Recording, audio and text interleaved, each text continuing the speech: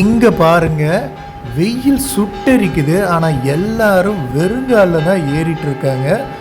இந்த மலை சாதாரண மலை கிடையாதுங்க. இங்கே இருக்கிற மக்கள் என்ன சொல்கிறாங்கன்னா, சிவன் குழந்தை வடிவில் இருக்கிறாரு அப்படிங்கிற மாதிரி சொல்கிறாங்க. இங்கே திங்கக்கிழமைகளில் அருள்வாக்குமே நடக்குதுங்க.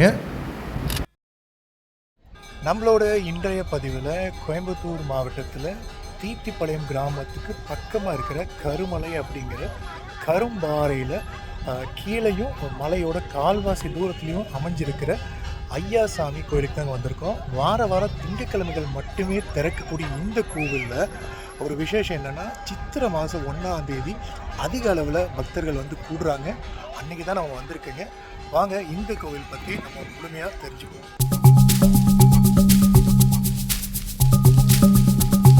கோயம்புத்தூர் உக்கடம் பேருந்து நிலையத்திலேருந்து கிட்டத்தட்ட ஒரு 17 கிலோமீட்டர் தூரத்தில் தான் இந்த கருமலை ஐயாசாமி கோயில் அமைஞ்சிருக்குங்க.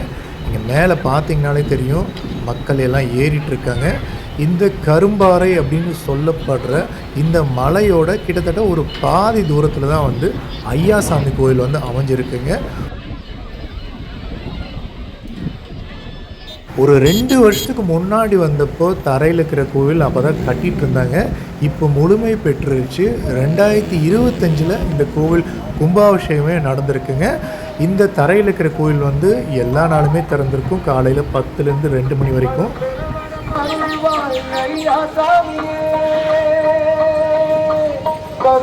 தமிழ் புத்தாண்டு அன்னைக்கு, அதாவது சித்திரக்கனி அன்னைக்கு தான் இந்த கோவிலுக்கு அதிக அளவில் பக்தர்கள் வர்றாங்க. அதுவும் இல்லாமல் இந்த வருஷம் கும்பாபிஷேகம் முடிஞ்சு முதல் வருஷங்காட்டி இதை ஒரு ஆண்டு விழா மாதிரியும் கருதி நிறைய விசேஷமான நிகழ்ச்சிகள் இங்கே நடந்ததுங்க. நம்ம கோயிலோட வலதுபுறத்தில் இருக்கிற மல்லாண்டீஸ்வரரை நம்ம முதல்ல கும்பிட்றோங்க. இவரை கும்பிட்டு அப்புறமா ஒவ்வொரு கோவிலுக்கும் நம்ம போகிறோம். பக்கத்துலேயே விநாயகருக்கான ஒரு சின்ன அழகான சந்நிதியுமே இருக்குது.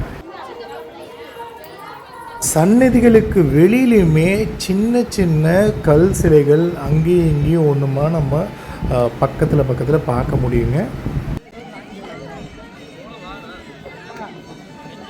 தொடர்ந்து சப்த கண்ணீர்களுக்கு ஒரு சின்ன சன்னதியும், ராகு கேது அப்புறம் மங்கள நாயகி இவங்களுக்கும் சின்ன சின்னதாக சன்னதிகளை அமைச்சு வச்சுருக்காங்க.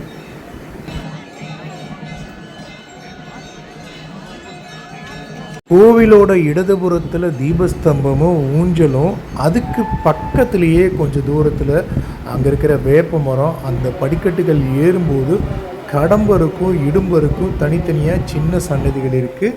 இங்கே பெண்களுக்கு அனுமதி கிடையாதுங்க. அவங்கள கும்பிட்டு நம்ம அப்படியே கீழே வர போகிறோம்.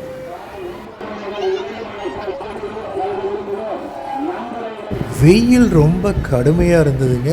நீர் மோர் ஆகாரமே கொடுத்துருந்தாங்க. அது போக பக்தர்களுக்கு அன்னதானமே சித்திரை 1ஆம் தேதி இங்கே கொடுத்தது ரொம்பவே சிறப்பான விஷயங்க.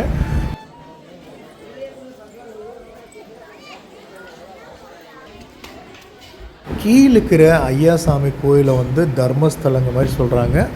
இந்த கோவில் போன வருஷம்தான் கும்பாபிஷேகம் நடந்தது. அதனால் ரொம்பவே அழகாக இருக்குது. உள்ளுக்குள்ளார விநாயகர் இருக்கார். அது போக பல சின்ன சின்ன சன்னதிகளுமே இருக்குங்க. இங்கே இருக்கிற சிவன் லிங்க வடிவில் நமக்கு காட்சி தராருங்க.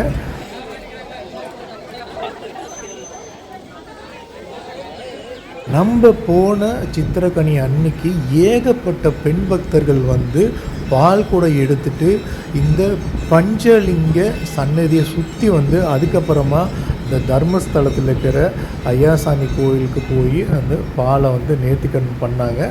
அதை தான் நீங்கள் பார்க்குறீங்க.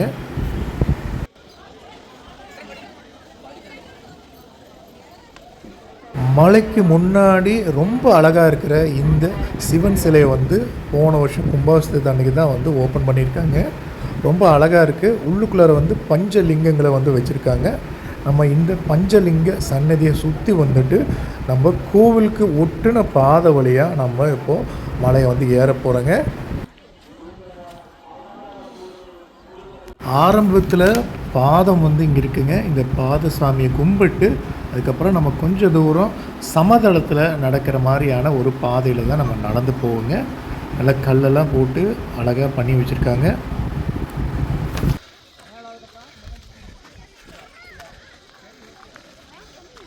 இந்த கேட்டு வந்து திங்கட்கிழமைகள்லையும் அப்புறம் சில விசேஷ நாட்களில் மட்டும்தான் திறந்திருப்பாங்க.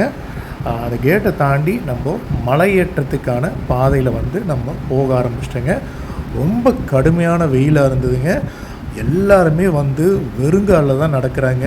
என்ன பிரச்சனைனா ஏறுறது கூட ஏறிடலாங்க, இறங்கும்போது ரொம்ப சிரமமாக இருக்குங்க. ஏன்னா பாறை மலை பயங்கர சூடாக இருக்கும்.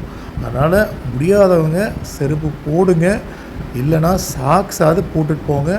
செருப்பு போட்டிங்கன்னா கோயிலுக்கு கொஞ்சம் தூரம் முன்னாடியே கழட்டி வச்சுருங்க. இந்த கோவில் ஏன் திங்கட்கிழமைகள் மட்டுமே திறந்திருக்குன்னு பார்த்தீங்கன்னா, திங்கட்கிழமைகள் வந்து சிவனுக்கு உகந்த நாளுங்க. அதுபோக இந்த மலை அடிவாரத்தில் நிறைய யானைகள் வந்து உலா வருங்க. இந்த வெயில் காலத்தில் இருக்காது, ஆனால் மற்ற காலங்களில் நிறையா இருக்கும். அது போக சிறுத்தைகளுமே உலா வருது அப்படிங்கிற மாதிரி சொல்கிறாங்க. நம்ம அப்படியே கொஞ்சம் தூரம் மலை ஏறினோடனே நம்ம கீழே வர்ற மக்கள் கூட்டத்தை பார்த்துட்டு அப்படியே ஏறிட்டே இருக்கோம். சின்ன மலை தான், ஆனால் சட்டுன்னு நம்ம மேலே போக முடியாதுங்க.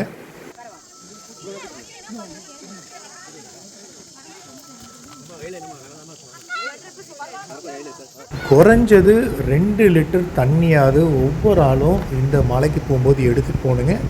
ஏன்னா இது எல்லா காலத்துலேயுமே வந்து ஒரு மாதிரி சூடாக தான் இருக்கும். திணறி தான் போவாங்க. ஒரு 3/4 மணி நேரமாக ஆகும் நம்ம மேலே ஏறுறதுக்குங்க.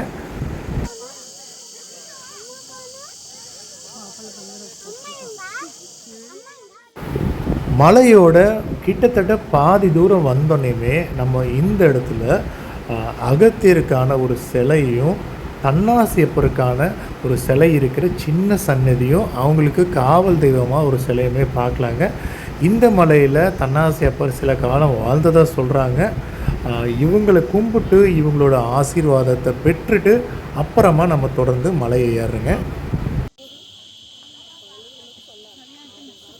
தொடர்ந்து கொஞ்சம் முன்னாடி போனோன்னே ஒரு மீன் சிலை இருக்கிறதையுமே நம்ம பார்க்கலாங்க.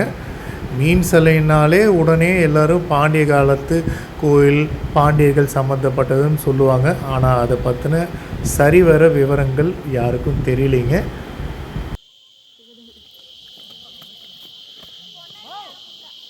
தொடர்ந்து கொஞ்சம் நம்ம முன்னாடி வரும்போது காரமடை ரங்கநாதரை குறிப்பிடுற மாதிரி இங்கே இருக்கிற சிலைகள் இருக்கிறதுமே நம்ம பார்க்கலாம். அவங்களையும் நம்ம கும்பிட்டு கொஞ்சம் முன்னாடி வந்தோடனே வழுக்கு பாறை மாதிரியான அமைப்பில் அழகாக படிக்கட்டுகள் கட்டி வச்சுருக்காங்க, அதாவது செதுக்கி வச்சுருக்காங்க. இந்த ஒரு பகுதி தான் வந்து இந்த மலையேற்றத்திலேயே இருக்கிற ஒரு கஷ்டமான, அதே சமயம் கொஞ்சம் திகிலான ஏற்றன்னு கூட சொல்லாங்க. எல்லாருமே வந்து சிரமப்பட்டு போயிடுவாங்க இந்த இடத்த ஏறும்போது தான். குறிப்பாக வயசானவங்க இவங்க, இந்த அம்மா எவ்வளவு கஷ்டப்பட்டு ஏறுறாங்க பாருங்கள். ஆனாலும் அவங்களோட முயற்சியில் விடாமல் ஏறி மேலேயும் வந்துடுறாங்க. அப்படி நம்ம மேலே வரும்போது இந்த இடத்துல ஒரு பசுவோட சிலையும் கீழே வந்து லிங்கமும் அப்புறம் கண்ணுக்குட்டிக்கு பால் சொரியதுமே நம்ம பார்க்க முடியுங்க.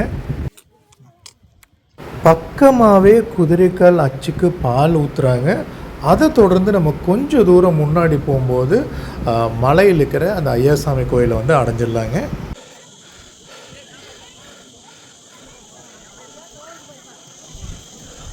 இந்த மலைக்கோவில் பற்றின எல்லா செய்திகளுமே வாய்மொழி செய்திகள் தாங்க. இந்த கோவில் இருக்கிற ஐயாசாமி எப்படி வந்தார்னு நம்ம கேட்கும்போது, ஐயாசாமி வந்து பேரூரில் பிறந்திருக்கிறாரு, மாதம்பட்டியில் வளர்ந்துருக்கிறாரு. அப்புறம் இந்த கருமலையில் வந்து இங்கே இருக்கிற சின்ன குகையில் ஐக்கியமாயிட்டு தான் சொல்கிறாங்க.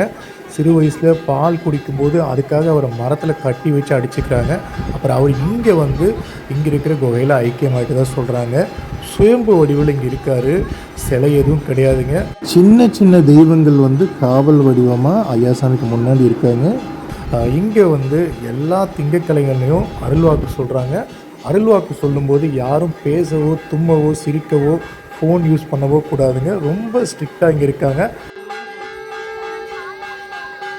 கோவிலை ஒட்டி கொஞ்சம் மேலே போகும்போது அங்கே வற்றாத சுனைகள் இருக்குது. அந்த சுனை நீரை தான் வந்து சாமியோட பூஜைக்கு வந்து பயன்படுத்துகிறாங்க.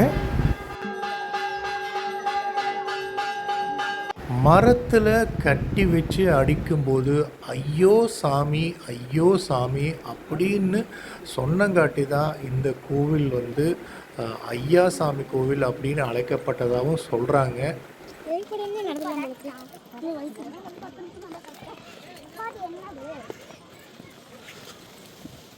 சிவன் குழந்தை வடிவமாகவே அந்த குகைக்குள்ளார போய் ஐக்கியமாயிட்டதாலும் சுயம்புவாக இருக்கிறதாலும் இந்த கோவிலை ஐயாசாமி கோவில்னு சொல்கிறாங்க. எல்லாமே வாய்மொழியாக தான் நம்ம கேட்க முடியுது. ஆனால் இந்த கோவிலை சுற்றியும் இங்கே வர்ற பக்தர்களும் அவ்வளவு நம்பிக்கையும் அவ்வளவு பக்தியும் கொண்டு இருக்காங்க. ஏன்னா மத்தியானம் 2 மணிக்கெல்லாம் வந்து வெறுங்காலில் இறங்குறதுங்கிறது சாதாரண விஷயம் கிடையாதுங்க. 12 மணி மாதிரி நீங்கள் மேலே உச்சியில் இருந்தீங்கன்னா பால் பூசை பார்த்துட்டு தொடர்ந்து அருள்வாக்கெல்லாம் கேட்டுட்டு சாமி கும்பிட்டு அப்புறம் அப்படியே இறங்க வேண்டியதாங்க. 3 மணிக்கு மேலே யாரையும் அலோவ் பண்ண மாட்டாங்க. அதுவும் இல்லாமல் வெயிலும் ஏறிடும். 3 மணிங்கும் போது எல்லாருமே வந்து கடன்னு கீழே இறங்கிடுவாங்க.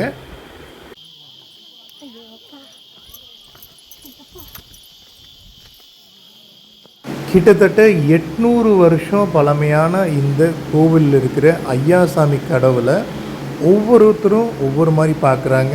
சிலருக்கு முருக ரூபத்தில் அவர் வந்து காட்சியளிக்கிறதா சொல்கிறாங்க, சிலருக்கு குழந்தை சிவனாகவும், சிலருக்கு பேரூர் பட்டீஸ்வரர் ரூபத்திலையும், சிலருக்கு வந்து காரமடையில் இருக்கிற ரங்கநாதர் வடிவத்திலையும், சிலருக்கு பிரம்மனோட வடிவத்திலையுமே காட்சிக்காரராக நம்புகிறாங்க. அரை மணி நேரத்துக்கு உள்ளாவே நம்ம கீழே இறங்கிட்டேங்க. இன்னுமே பல நிகழ்ச்சிகள் நடந்துகிட்ருக்கு கீழே இருக்கிற கோயிலில். வாங்க போய் பார்ப்போம். சித்திரை 1 அன்னைக்கும் அதே சமயம் ஆண்டு விழாவை ஒட்டியும் சப்பரம் வந்து இழுத்தாங்க, அதாவது தேருங்க. அந்த காட்சிகளை தான் நீங்கள் அடுத்த வர 1 நிமிஷம் நீங்கள் பார்க்க போகிறீங்க.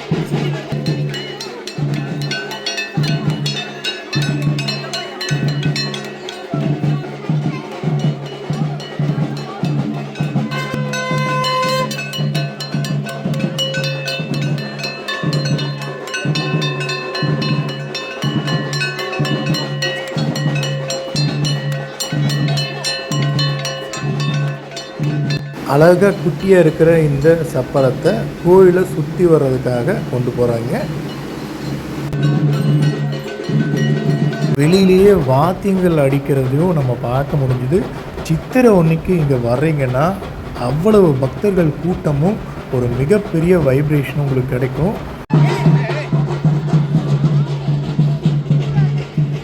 இந்த மலை மேலே இருக்கிற ஐயாசாமி கோயில் போகணுன்னா நீங்கள் ஒன்றா திங்கக்கிழமை தான் வரணும். அப்படி இல்லைன்னா சில விசேஷ நாட்களில், அப்புறம் தமிழ் புத்தாண்டு, மார்கழி மாதம் முழுவதும் நீங்கள் வரலாம்.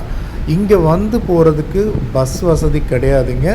தீத்திப்பாளையம் வரைக்கும் பஸ் இருக்கும். அப்புறம் அங்கேருந்து நீங்கள் எதாவது ஆட்டோ பிடிச்சிட்டா இந்த கோவிலுக்கு வர மாதிரி இருக்கும். திரும்ப போகும்போது யாராவது கூட போய்க்கலாம். ஒரு அருமையான சக்தி மிகுந்த வைப்ரேஷன் இருக்கிற கோவில். அருள்வாக்குமே இங்கே சொல்கிறாங்க. கண்டிப்பாக ஒரு மட்டும் இங்கே வந்து போகலாம். இந்த வீடியோ உங்களுக்கு பிடிச்சிருந்தா நம்ம சேனல் சப்ஸ்கிரைப் பண்ணி மற்ற வீடியோஸும் பாருங்கள். நன்றி.